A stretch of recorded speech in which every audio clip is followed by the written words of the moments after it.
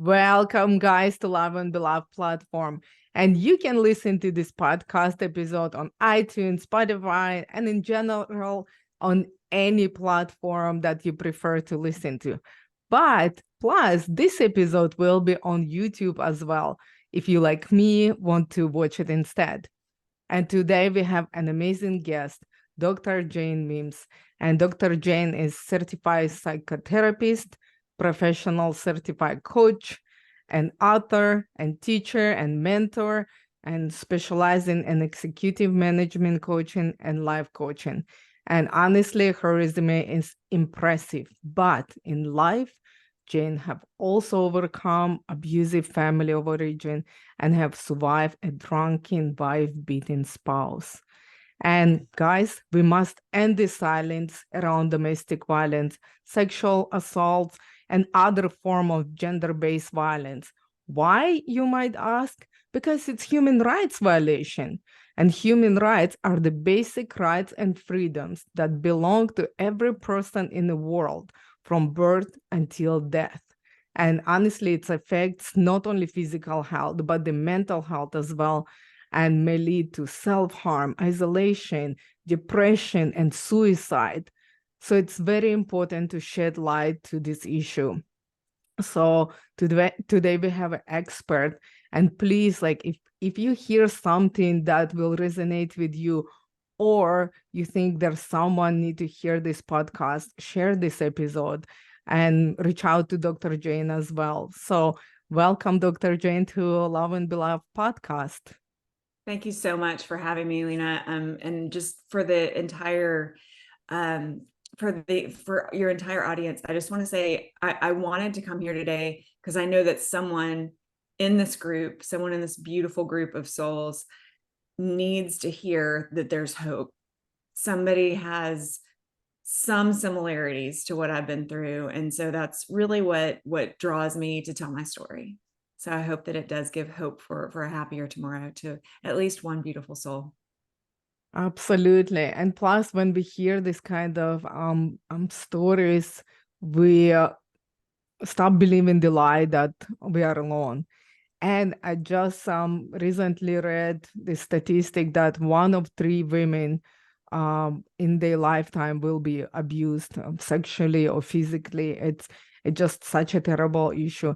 And honestly, isn't that true? Sometimes all we see this accomplishment, and I see you, beautiful woman, and I read your resume. It's so impressive, but nobody really knows until you share your story. So would you be open, tell us how your story begins? Oh, well, there's so many different starting points I could pick. I'll just buzz through childhood. I'm the youngest of 4 girls, and was really just accustomed to being put on the back burner. My mom was busy. I know you have 3 kids, we have 5. So like, you can get busy, but I was the youngest one, just the tag along. And, the eldest one was so talented, and the second one was so smart, and the third one was so beautiful. And then there was Jane, the youngest. And so there wasn't any talent or attribute that I had earned ever attached to how I was described. And that pretty much just tells the story of my life, in childhood. It wasn't completely unhappy, but there was quite a bit of emotional abuse, and comparisons, those sorts of things. I grew up believing that I wasn't good enough, and then I could never be good enough because I wasn't somebody else. So I was trained to always look to the outside to figure out what I needed to try to be and put that mask on and play that part. And that's very mentally unhealthy. And so that really led me to doing that all through life, even as I chose what I wanted to do for a living initially. I was successful, but I wasn't living my truth. I was living truths of other people who I was really trained to watch and mimic. And I was living this half-life. And the half-life had me only taking action to gain the approval and the affirmation from other people. It was never about who God created me to be. It was never about in my energy, the essence of who I am, this unique life, is supposed to be in alignment with spirit. It was never about that. It was always about pleasing other people. I didn't realize that, though. I just thought that that's what life was. Life is a series of check boxes, and you check it and you please these people, and then you accomplish what you need to accomplish and you move on. It's very, very empty and lonely. And it led me to marrying someone who I shouldn't have married, who was really kind to me during our very short courtship, but he checked all the boxes, somebody that my family would approve of, and, was practicing the right religious, practices and this and that they would approve of. And literally on my wedding day, I realized what a huge mistake I had made. But Wow. I mean, it was, you expect your wedding night to have romance and physical intimacy. And I was told that he wouldn't be tricked into a honeymoon baby. And I was like, but it's our honeymoon. You're supposed to be intimate on your honeymoon. And at that point, it was like a switch was flipped, Jekyll Hyde type of a switch. And not too far from that point did he begin being physically aggressive with me. And he's very, very jovial, and the classic narcissistic personality where out in public everybody's like, oh, he's just always so happy, life of the party, very kind, and behind closed doors was physically, mentally, and emotionally a monster. And so I guess the apex of the abuse with that marriage, some miraculously, I did end up becoming pregnant. And I was about almost 4 months pregnant. I was just about to be able to do the test where you find out, is this a boy or a girl?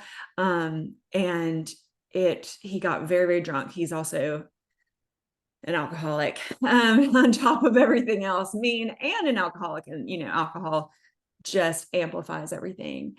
And it was Mother's Day. It was my first Mother's Day. I was pregnant, and I was the next day, or actually 2 days later, just a few days after that day, I was going to go to the doctor and find out, the gender of the baby. And he beat me. He got so angry.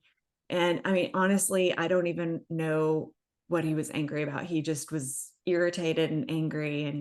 And, I know that he would always get very angry if I'd say, maybe you've had enough scotch, or maybe you've had, maybe you should stop, or maybe it's time to go to sleep, or, he's just very, very, very intoxicated. And he beat me within an inch of my life. And I was terrified that I was going to miscarry the baby. And then at moments, I actually hoped that I would, because I didn't want a baby to come into this home, that sort of a home.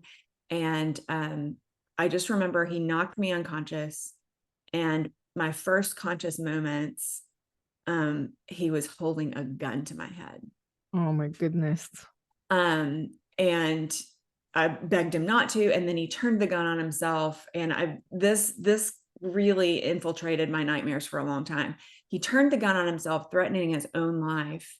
And I remember saying, no, please don't. I mean, even this person who was oppressing me, I still wanted to preserve his life. And I said, I don't want our baby to grow up without a dad. At the same time, I didn't even know if I was pregnant anymore, because the beating was so bad. He did stay away from that general area of my body. It was the outlying areas. But at that moment, we were pretty much up all night that night. He didn't let me go to sleep because he didn't want to fall asleep. And he just paced with a gun in his hand, ranting, and he wouldn't let me near a phone because he didn't want me to call for help. And I had to call in sick the next day because the bruises he didn't want anyone to see. I had to cancel my doctor's appointment and reschedule it because he didn't want anyone to do a physical examination and see bruises. So he held me there for 3 days. And at the end of that, I said, something's got to give. And when we had a separation, he actually did end up coming back, but not too much longer. He filed for divorce because when he in another drunken stupor, he launched a half full large bottle of scotch at my head, and I ducked it. And then he came to punch me in the stomach. Our daughter was almost 1 at this point, about 10 months. And I finally like, and I'm a much different person than I was then. I was the shell of myself. I was not confident. I would have never come on camera in front of people at that point in my life and talked about anything authentic. So when I'm talking about this person, it almost seems like I'm talking about somebody else that I used to know. But yeah, I stopped him. He came in for a punch and he was just drunk enough that I could dodge him. He's a martial arts guy. So, I mean, really strong, knows how to beat you to death, really. And I grabbed his arm and I said, that's the last time that you'll ever hit me. And if you ever lay a finger on me again, I will take out a billboard on the busiest street in town with your face on it and the word wife beater. And at the end of that business week, he had filed for divorce. Not only had he filed for divorce, but he preemptively went around to my family members who I had never told about him beating me, saying that I was lying, said that he created fake dating profiles for me on websites and said that I'd been cheating on him. And so he poisoned the waters with my sisters, who then stopped speaking to me completely. So, I mean, it's just a mess. I mean, it was just a mess. Absolute mess. Quite a story, and my heart breaks for you. I'm so sorry that it happened to you. But honestly, seeing you so beautiful and smiling, and how you said it sounds like it's somebody else's story or just a story, that shows me that you've been healed. Because I do understand how, because everybody have a past, everybody have a story, but sometimes we still stuck in there, and I can feel it by the way people referring to this or telling their story, where they end in their journey. So I'm commend you for your bravery, and you still here, and you're amazing, and look what you are doing with your life. And honestly, this is I think the biggest lie that life create about us, that we're not worthy and we're not good enough if we are not someone else, if we are not pleasing someone else, like not becoming someone else.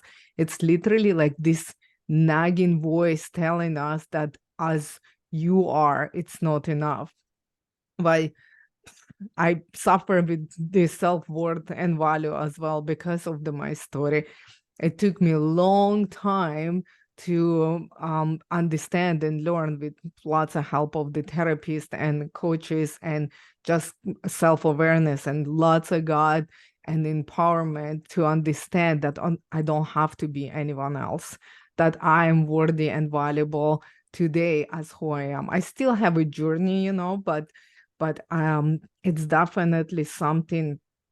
If you guys stuck in that rut and you think all those negative thoughts, there's help, and you're not alone. Lots of people struggle with that. But I just want to look back, and I'm thinking, we always see people like that and going through this trauma, and I met so many angry and bad men.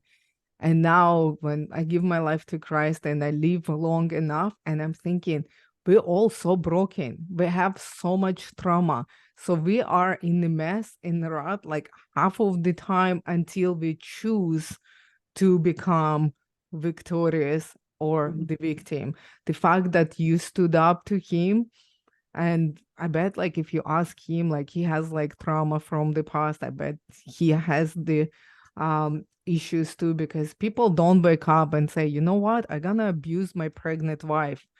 But the craziest part, that in the craziest way, we are allowing this as a society, as not even speaking about this.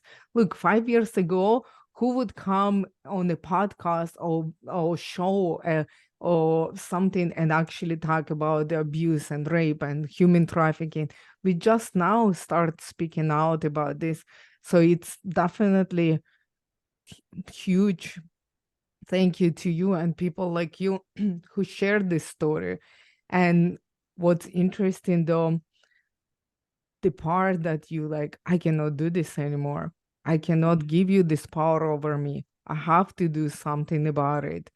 And still, he creates such an awful environment because he have to cover himself. He have Yeah. to throw you under the bus. So they would think that you're lying rather than he does.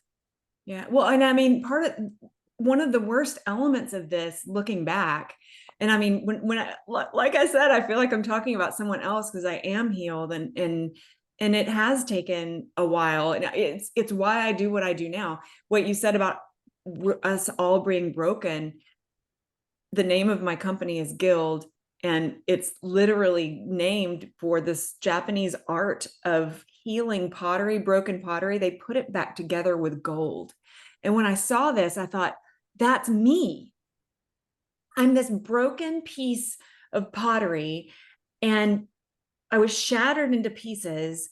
And somehow I got the grace to get back up on my feet again, even though I was knocked down, worthless, had nothing to offer anyone. And someone, God, obviously poured gold into the cracks, healed it back together. Not only is it a bowl that can hold water, it's more beautiful, it's more valuable. And that's actually why I named my company GILD. It's because we need to not only recognize our brokenness, but in a way celebrate it, because every broken piece is an opportunity to strengthen and beautify. And if you're listening to this and you're like, yeah, that's you, it's been a while, you've had some time to recover. Look, I hit rock bottom, not the day that I told him I'm going to plaster your face all over the busiest street in town. I hit rock bottom after, when he filed for divorce, I begged him to drop it. I was begging to stay in this abusive situation. I was begging to stay in an abusive situation because I was afraid, how am I going to do this by myself? How am I going to be a single mother? What will people think of me? I was overly fixated on what would people think of me walking around with a baby without a wedding ring on. Like, who cares what people in the grocery store think of me? Who cares? But I was just so worried. It was all that programming of making other people happy and living up to societal norms and all of that, which is really just a disservice to I was mentally torturing myself until finally, it was about 6 weeks, maybe not quite that much, 4 or 5 weeks after he filed for divorce. And I remember I was in our family room in the home that I shared with him, and I had just put my precious baby down to sleep. She had just turned 1, and I put her down for a nap, and I was looking at her and the perfection of her, and the gift of her. I clung to the Bible verse, Romans 8:28, which is God brings good from all things for those who love him. Meaning, it doesn't matter if you're going through a hurricane, God can bring good from this hard time for you. And so when I was pregnant with her, was determined, if she was a boy, to name her Roman, because she was the good that was coming out of this terrible situation. She ended up being a girl. That's not her name, but that was my plan. But about 4.5, 5 weeks after he filed for divorce, I was looking at her, this perfect little angel, and I just started weeping.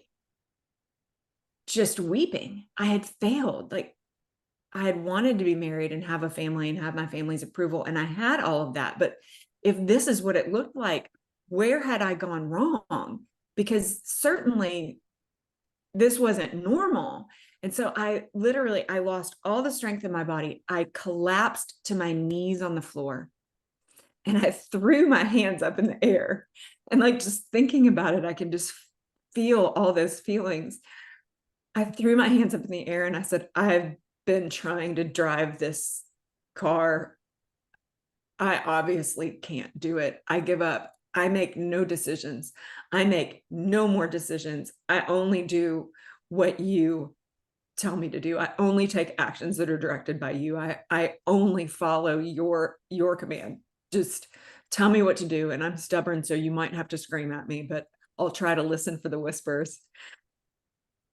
And after that, surrender. I mean, literally just surrender, my hands in the air.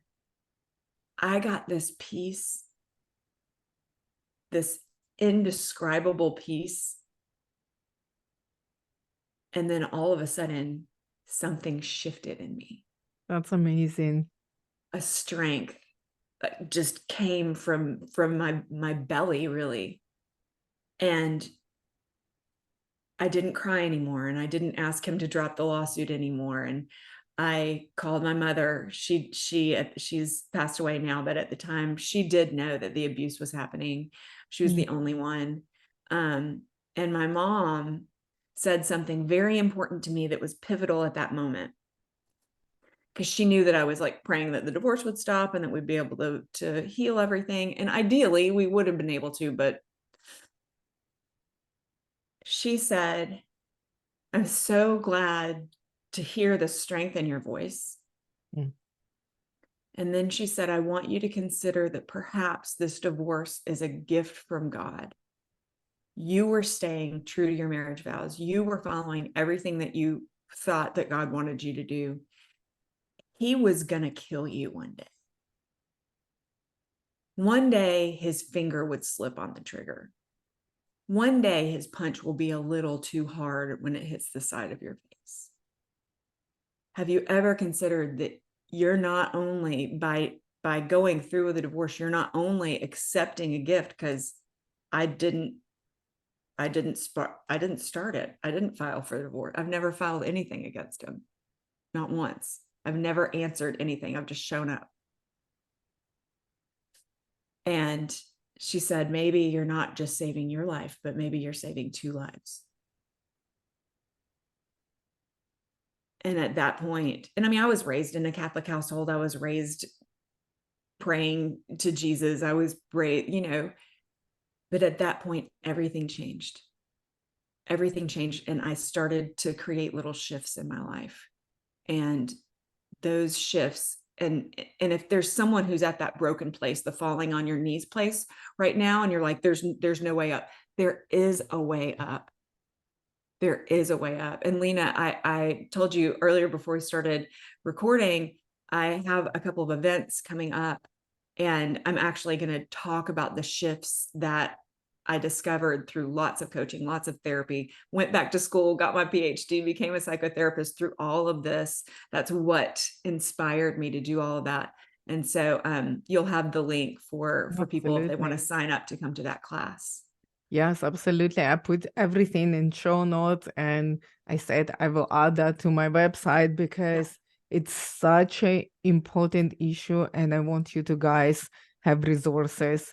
And I want to take back, first of all, it's an amazing testimony of the strength. But I just was thinking, my some story about my sister. She was sharing, so it's okay for me to share about this. She actually got married before me, which is I was oldest one, but she was one of those, oh my goodness, I want to get married, I want to clean the house, I want to do this and that. And all of her kids, honestly, this is so bizarre. Like, not all of them, because she didn't expect to have 5 probably, but I think 3 like have she had dolls with names that now her kids has. I'm like, oh my goodness. So she wanted to be a mom and housekeeper. And I want to like party and go, like, I don't know, be free and travel the world. And it's interesting though, because she got pregnant very young with the guy who is like, was whatever. She had like really struggle with the marriage and find the right partner. But that first guy, that's why I know that guy is capable to beat pregnant women without any remorse, because that's what happened to my sister. And you know what? That time I was not married. I had boyfriend and whatever, but I never have serious relationship, never want one. Nobody could hold me down and all that jazz. So I was so blown away that she allowed him to do that to her and not just kick him out or whatever it is. But now, when I'm a wife and a mother, I understand. This is not that easy. There's Mm-mm. so many things involved, and it's not only like love and self, like, I don't know, perseverance, not the Preservation. preservation. Yeah. Yeah. There's so much emotional attachment Oh, from yeah. the victim and abuser that creates that um unhealthy bond, because like he emotionally abused her to the fact, like you were saying, you're not good enough. So he was saying to her to, where you gonna go, who gonna want you pregnant, like, so he emotionally put her into that victim state and fear and panic, thinking like, oh my goodness, I gonna be nothing without him. And I was looking from outside. I'm like, are you kidding me? I gonna pay money, help you to divorce, kick him out, and all that stuff.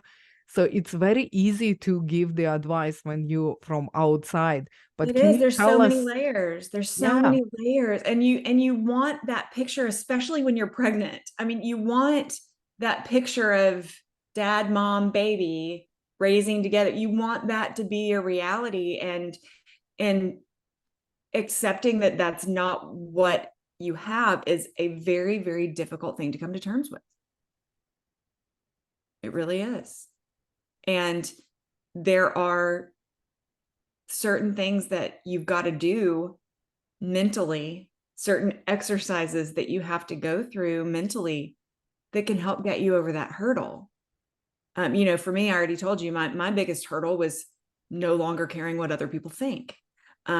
Which sounds like, okay, well, just stop caring. Well, it's not really that easy. You because can't. that's where your trauma was around, about the neglect. So it was kind of programming you from the beginning. So it wasn't like, maybe for me it was easy because I didn't care about that, but that trauma for you personally was affecting you, and it's almost like a leash, Oh, hold to that person. There's another question, like I like to ask, like, first I want to say, so about the abuse. So if somebody gonna mug you in the street and beat you like that, what you doing? You going to police, you doing all this stuff, you taking action because it's not okay.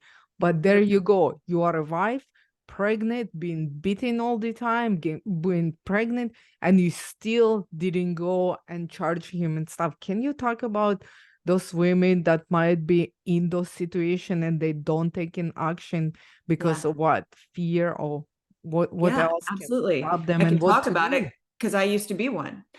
I used to be Absolutely. one. I called the police only after he became physical with me when he had already filed for divorce. I called Wow. the police one time, and that was the last time that he ever came close to me. And I needed to call them one time after the divorce because my daughter came home with some marks on her. And her very first phrases that she put together were, "I sorry" and "Daddy hurt." Oh my goodness. Those were the first two. When your kids they'll say one word, but there's a certain point when they start chaining words together. And those were the first two sets of words that she's Oh chained my together. And goodness. so, yeah. But after he saw the strength that he had never known was inside me, because I hadn't come to the point where I would accept that strength. It was there for me all along. I just needed to get to the point where I could accept that strength. So, I mean, I do understand being in that situation, saying, well, maybe this will be the last time. Maybe this will be the last time.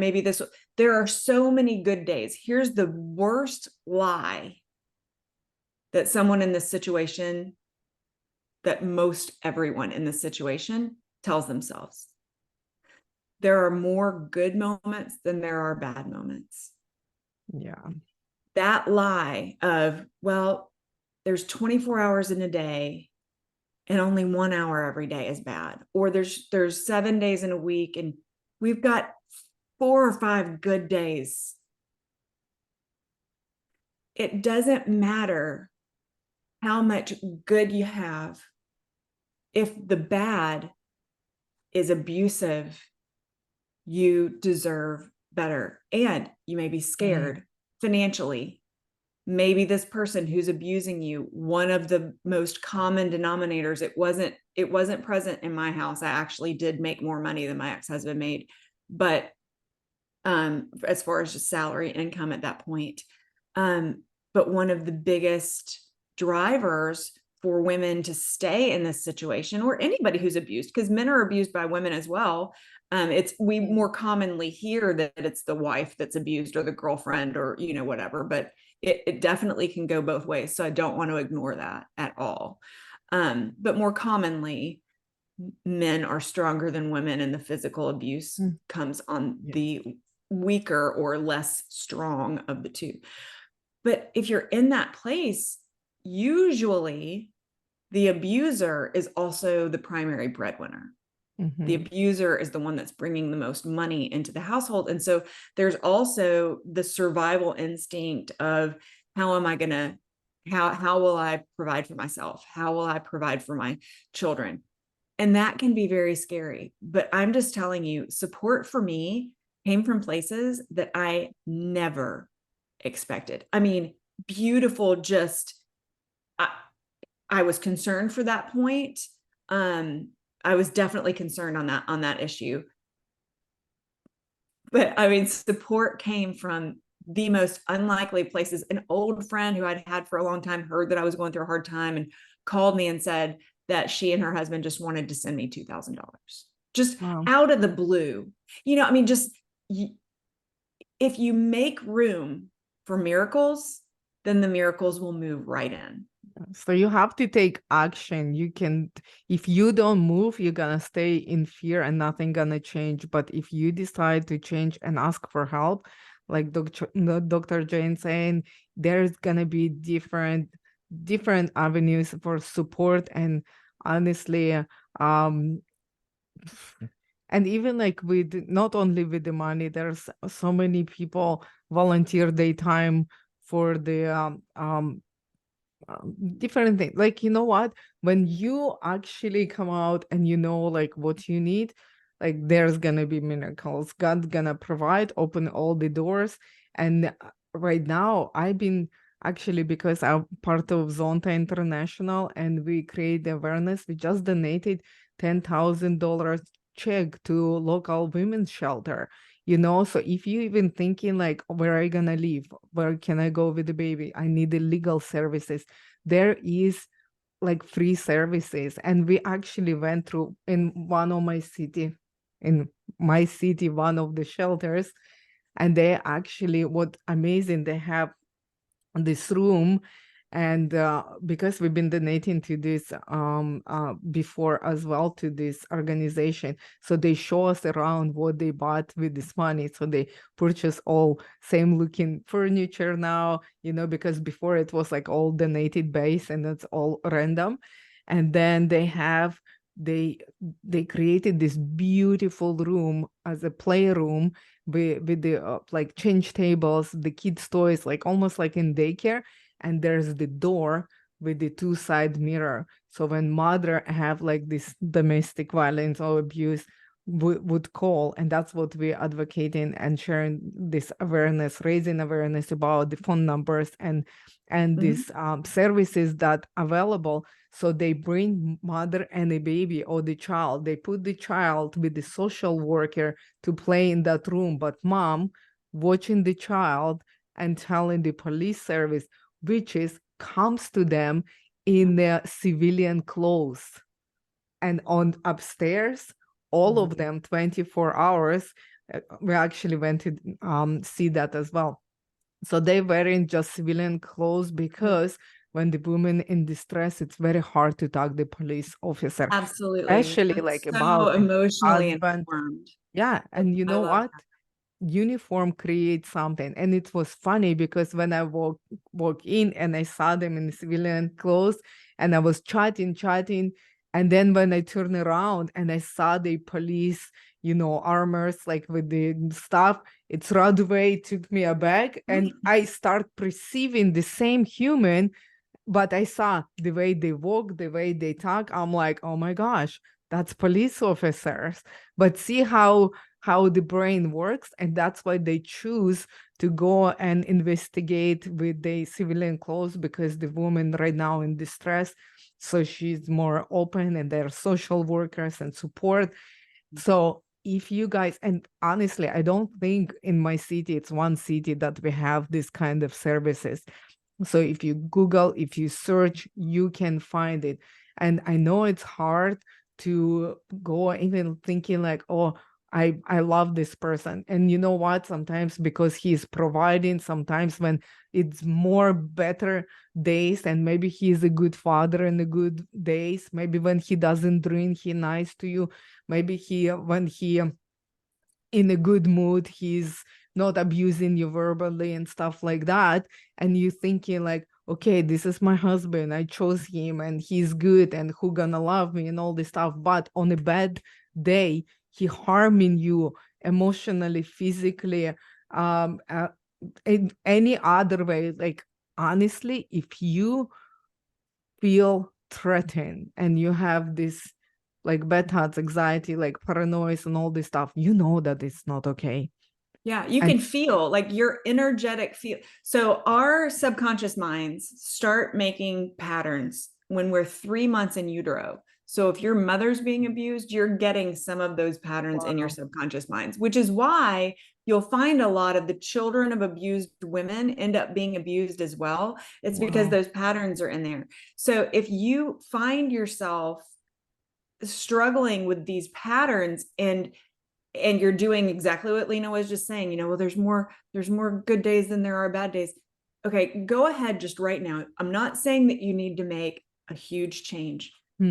Just do what she just said. Just Google, find the services, just call a local church. And I don't care if you don't believe what that church believes. I don't care. It doesn't matter. And you know what? They don't care either. If you call them and you say, look, I'm scared. I don't know if I want to do anything yet, but I'm in this situation. There's this type of abuse in my household, and I just want to know what resources are out there for myself. Absolutely. Just having that information, just having the knowledge of what is out there for you will quiet the fear that is in your subconscious mind. Your subconscious mind gives you signals. So we have conscious mind, which is what we're using right now. We're talking, we're reasoning, we're taking in information, we're offering information. Conscious. Subconscious, it's the autopilot. It's the I'm breathing, I'm blinking. Also, this feels good to me. I want to keep going. Oh, there's danger here. There's all sorts of these different functions of your subconscious. And then you've got superconscious, that spiritual side of you, whether you believe in God or not. Superconscious exists. It is what connects you to the natural side of who you are, which is the spirit within you. However you want to define that spirit. So your subconscious mind, out of those three, conscious, subconscious, superconscious, most people think that the conscious mind's in charge. And that would be wrong. The conscious mind isn't in charge. The subconscious mind's in charge. So the subconscious mind is constantly sending you signals. And the way that it communicates with you, your conscious mind communicates with you by creating, downloading, or developing thoughts. So up here. But have you ever heard anybody say, I've got a gut feeling? Or, oh, that didn't feel good. It's making my neck all tingly. Or, oh, I just got a tightness in my chest.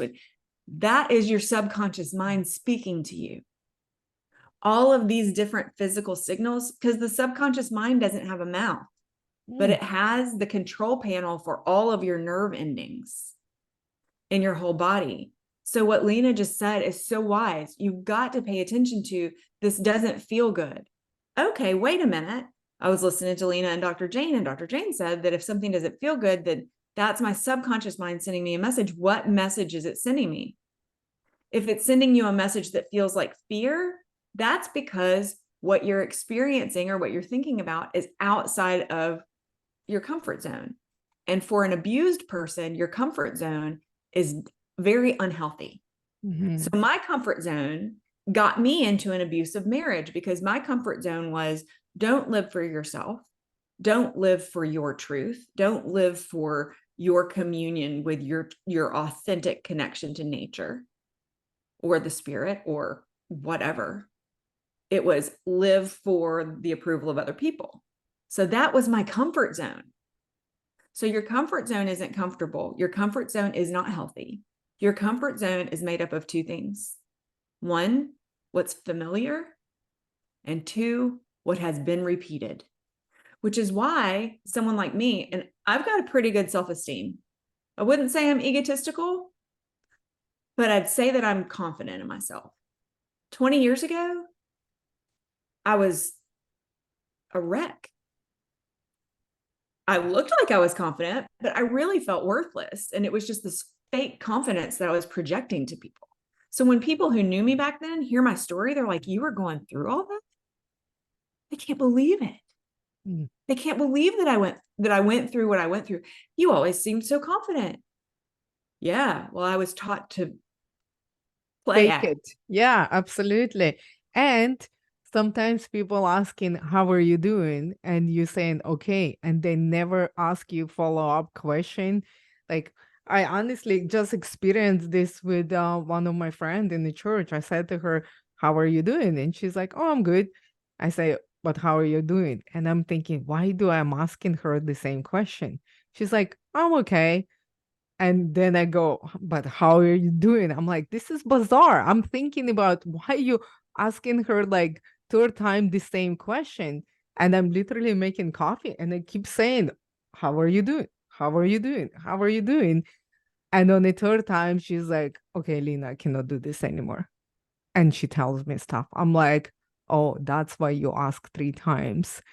And it's actually, but we don't think like that because I do believe that I was led by the spirit because I was like, why I'm doing Absolutely, this. you were So 100%. yeah, because we don't stop and ask person and literally stare in their eyes and say something's off about you, like you're tense, you usually like funny and smiling and very well put together, but today you look like this because we're busy and we're tired and it's nothing like it's our human nature.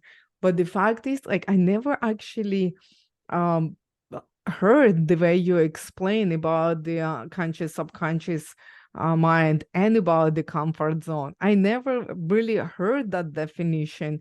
So I hope like you guys like having revelations because I am, and it's fantastic because that's what we can pay attention and be more self-aware. And honestly, guys, you are so valuable and you worthy to be loved, to be treated well, to be taken care of, and honestly, if you think, that you need help, reach out. There's gonna be people and ways to help. If you think that someone else have the I don't know, live in Discord, reach out to them. And you know what, sometimes not with advice, don't tell them to leave or whatever like you think they should do. Just be there, listen, and ask them, how can I help?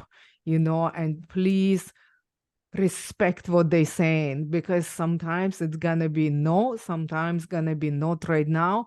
But the fact that they're gonna know that you're there, someone who they can trust and rely on, maybe later on you're gonna be that person who gonna help to save their lives or change their lives. So please think about them and how you can help them when they say. But I want to ask you, Dr. Jane, what is um well, we understand that it's physical, but then emotional trauma. Is there healthy ways to cope, and what help you to overcome?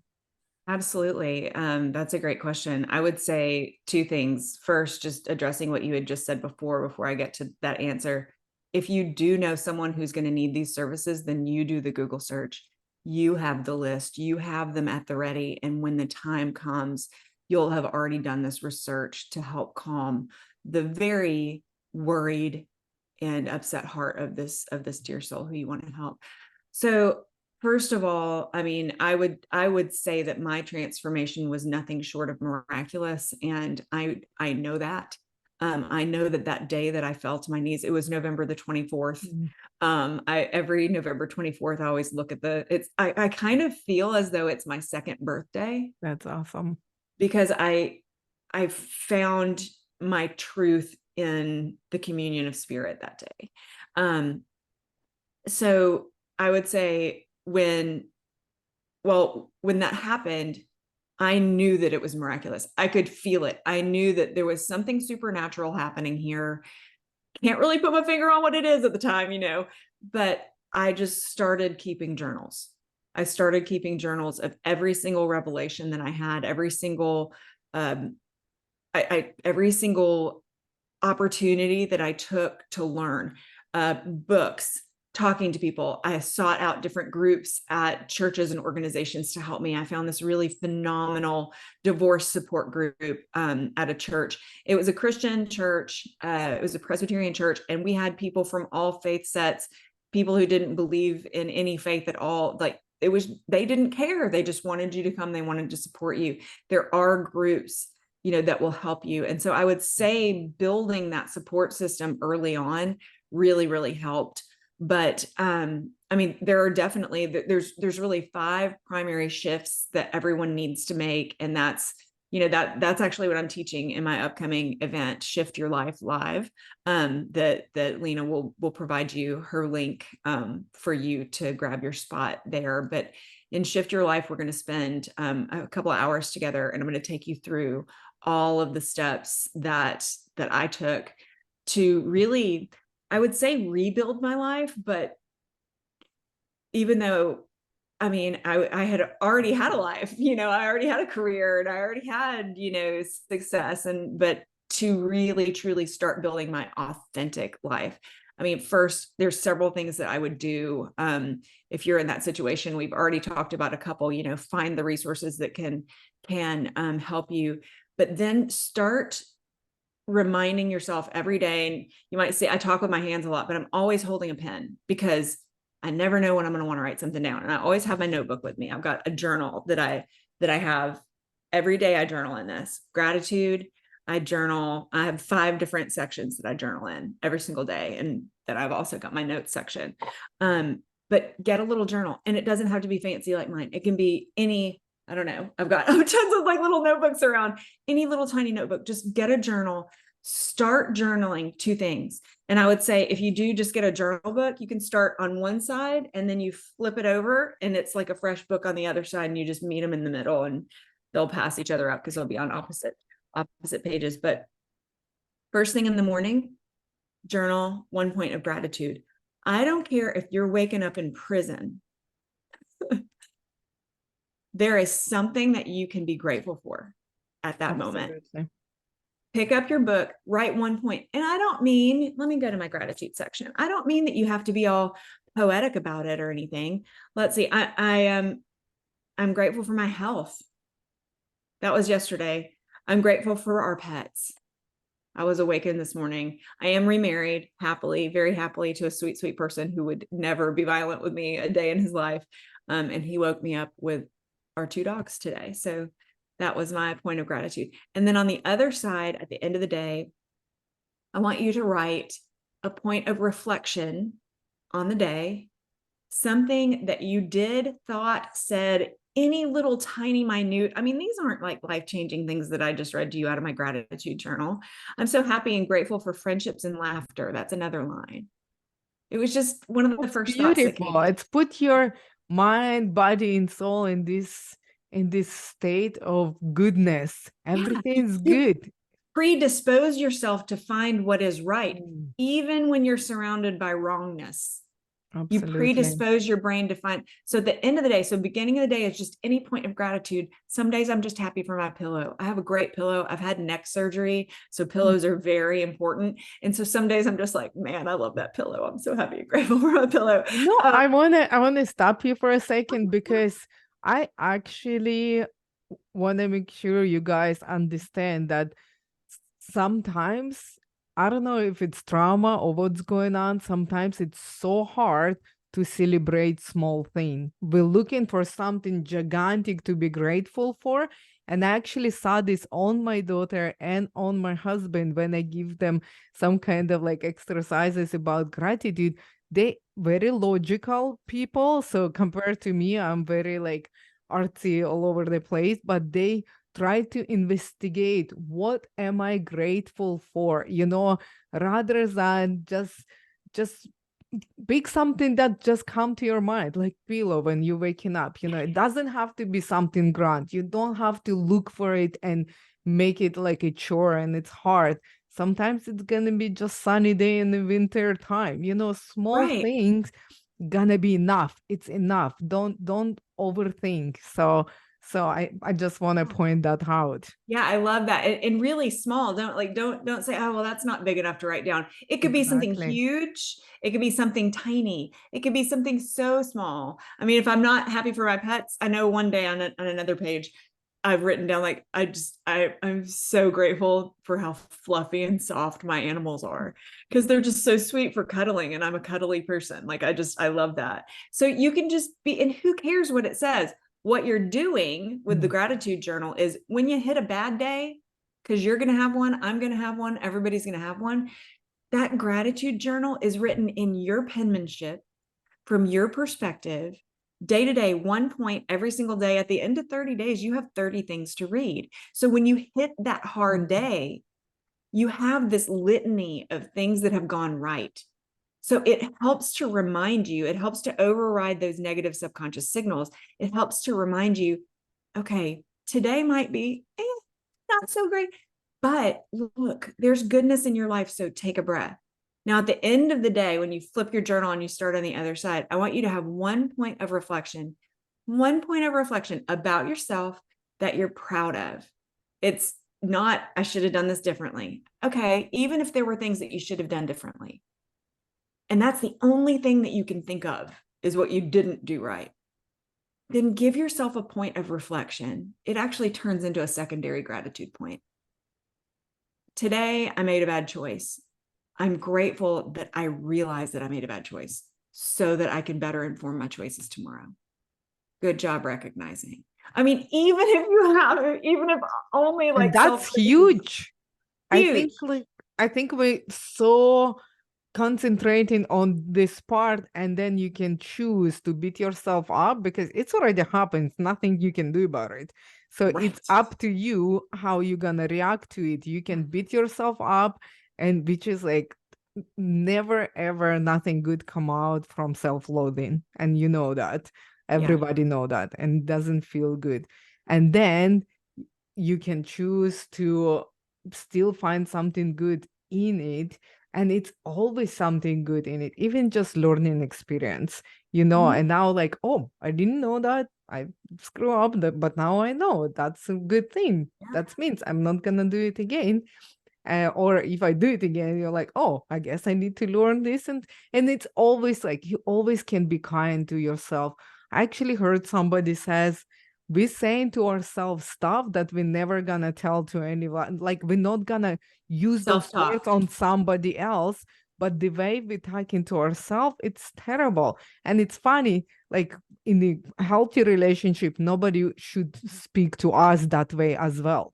So Speak to if yourself only the way that you would allow someone to speak to your mother or your daughter. that's a good And advice. if we use that as our guideline for what we will say to ourselves, we're going to be re-examining a lot of our self-talk, because we are really, really hard on ourselves. We need to know that the person that we listen to the most in this world is already up in here. Mm. And so reprogramming self-talk is really huge. On my YouTube channel, it's youtube.com/GILD Coaching, GILD. There's a playlist of just affirmations and recorded sessions. And those affirmations, play them in the background. Go find one. I have 10-minute sessions, because people say, oh, I don't have very long to dedicate. I'm like, 10%, 10 minutes is 1% of your day.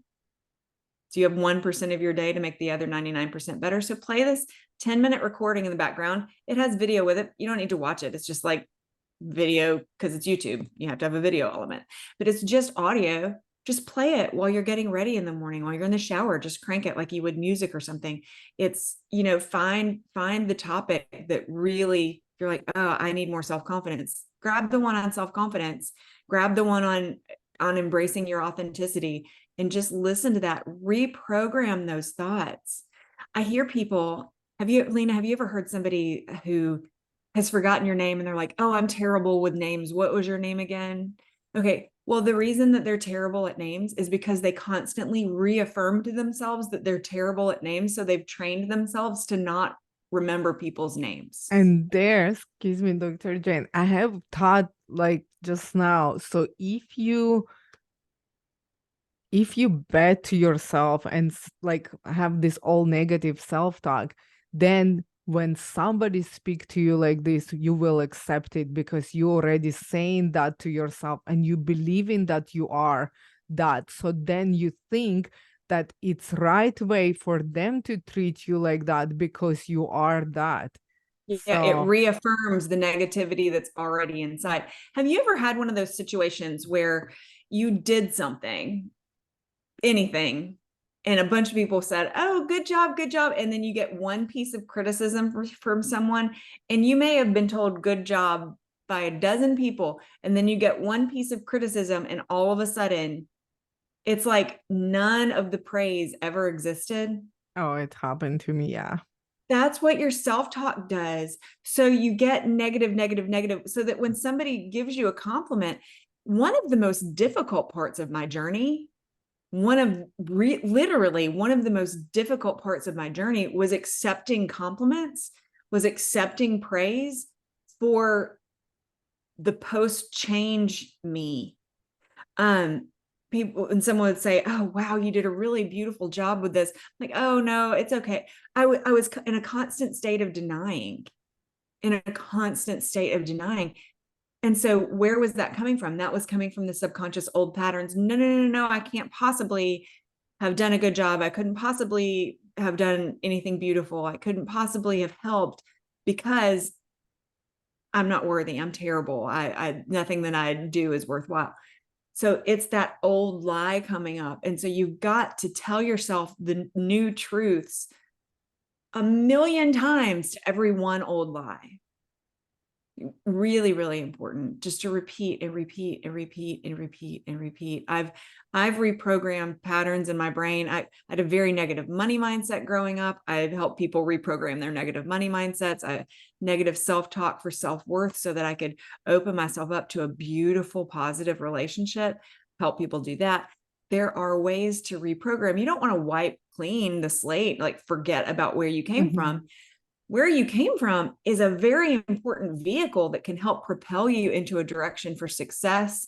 I mean, if I forgot that I was an abused spouse, if I forgot that I grew up in an emotionally abusive household, if I forgot all of these things and just let it go and didn't allow it to be part of my identity today, then I still wouldn't be living an authentic identity.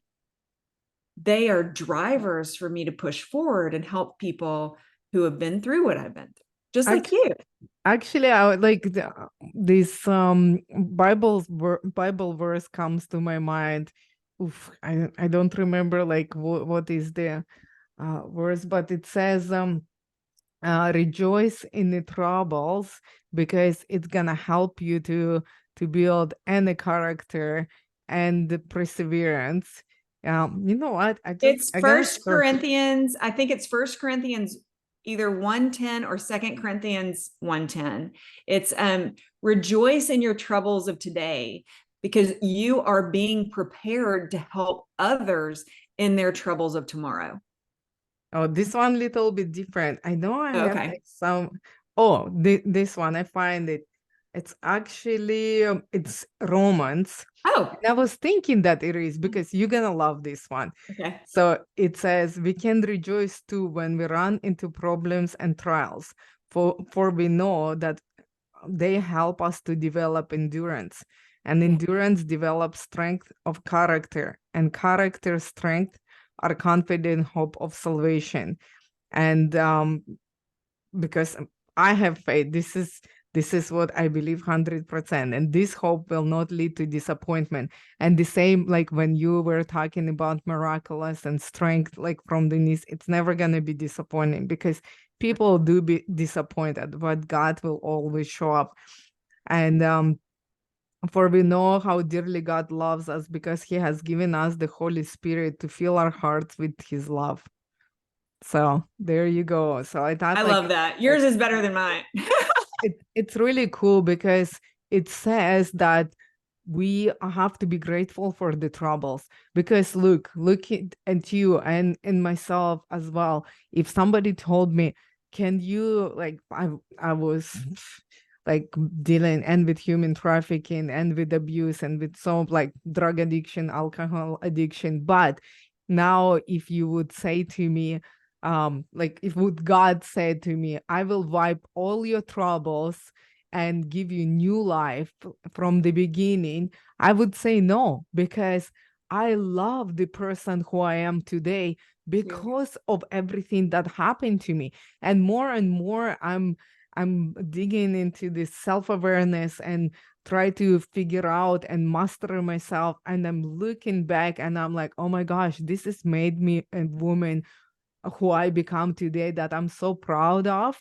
And I know the strength like actually built through the fire.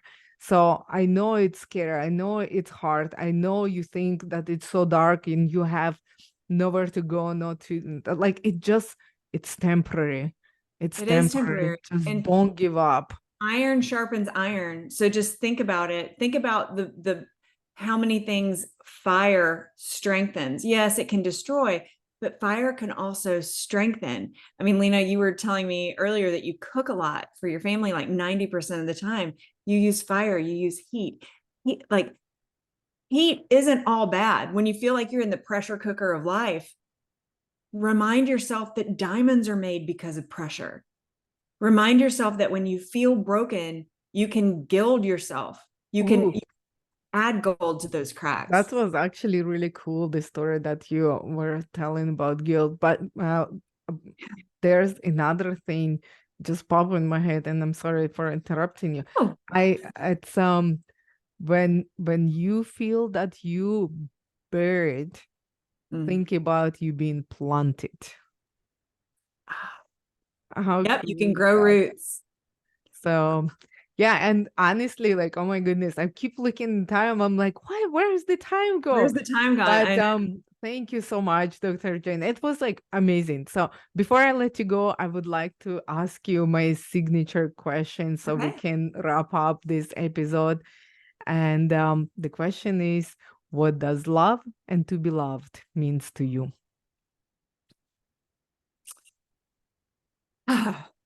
Such an emotional question, especially considering what we've talked about.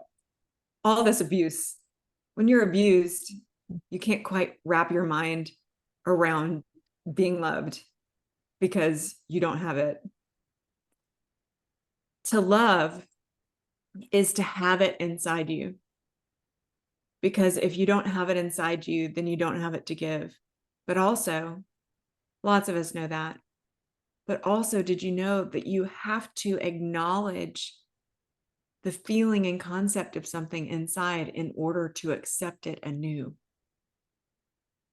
So to love and be loved is to live in a communion with love that starts with self-acceptance, acknowledging yourself as a unique, perfectly imperfect human who is allowed to make mistakes because of that imperfection and who always gets another chance. And then reminding yourself that as you walk through life, every single person you encounter, every single soul is another perfectly imperfect human. And while it doesn't excuse their actions, it does allow you to be enveloped completely in an energy of love, which I believe is our highest connection to God the Father, because God is love.